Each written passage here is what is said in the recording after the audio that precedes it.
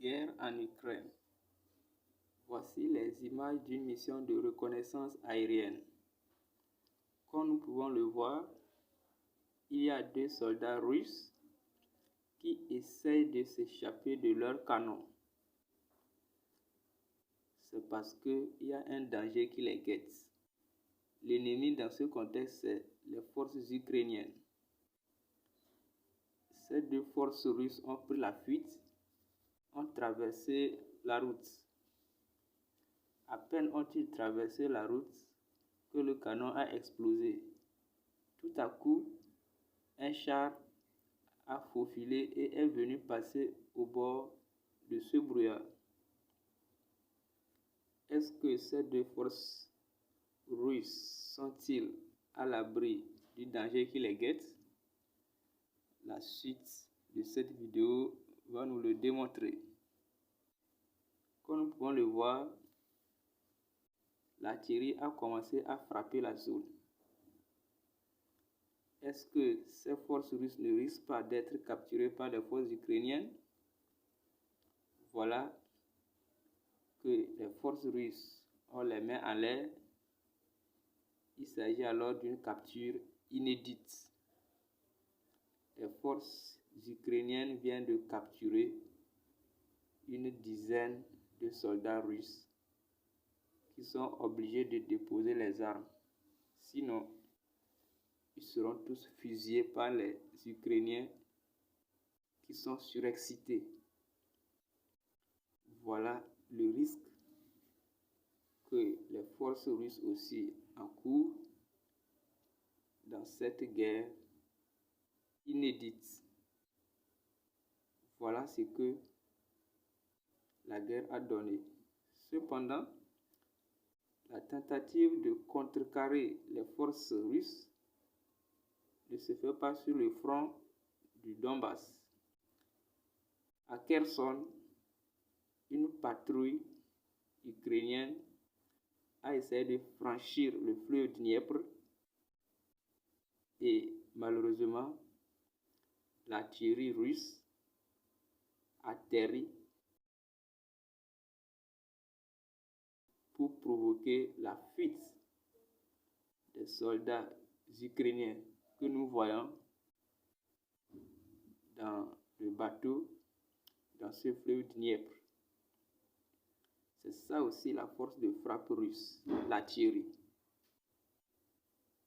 Selon un général de guerre, c'est le nerf de la guerre. Voilà, le conflit s'enlise, les missions de reconnaissance sont nécessaires, le renseignement également, et c'est un duel entre l'Occident et la Russie. Voilà le rôle de l'antagonisme lorsque la planète est surchauffée. Donc, sur cette carte, nous voyons le plan d'attaque que les forces ukrainiennes mettent en avant en montrant les prototypes et les systèmes de lance-missiles qui sont des systèmes qui lancent des missiles qui vont dans le sens de détruire les capacités d'attaque de l'ennemi. Voilà les prototypes de véhicules de combat. Et pour montrer que la guerre n'est sans effet ni prix à payer, ce rescapé de guerre ukrainien raconte son calvaire que lors des combats acharnés dans le Donbass notamment, malheureusement, un éclat d'obus russe est tombé et ça a pris son pied. Voilà que lui est devenu handicapé et c'est le prix à payer si les Ukrainiens veulent une victoire sur le terrain.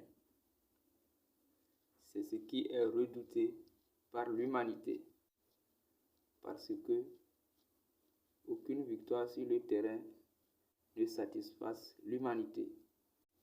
C'est pourquoi on appelle les belligérants à la négociation.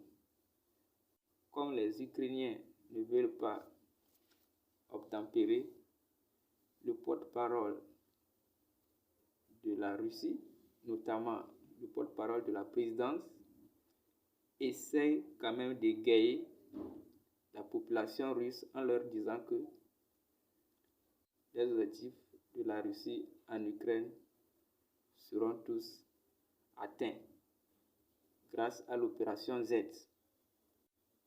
qui met en avant les forces russes aguerries qui ont un agenda et une technique bien planifiée. Et voilà, c'est ça qui se démontre sur le terrain. Ces forces russes équipées en munitions, en chars, en armes automatiques, qui parfois, sous une forme comédienne, est une démonstration de leur plan d'attaque et de la même manière un divertissement pour les forces russes. Voilà une guerre qui est loin d'être terminée, et ceci, la mobilisation russe ne s'essouffle pas. La stratégie russe pour gagner cette guerre se multiplie. C'est ce que nous pouvons voir ici. Les soldats russes parfois avec des téléphones au bureau.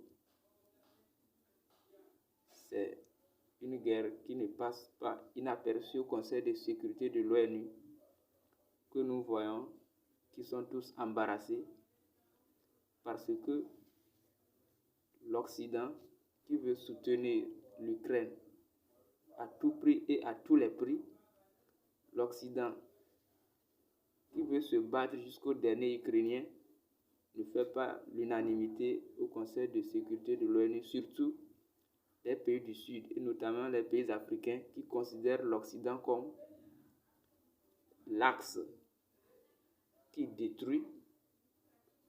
Et l'exemple de la Libye, de la Syrie, de l'Irak le démontre.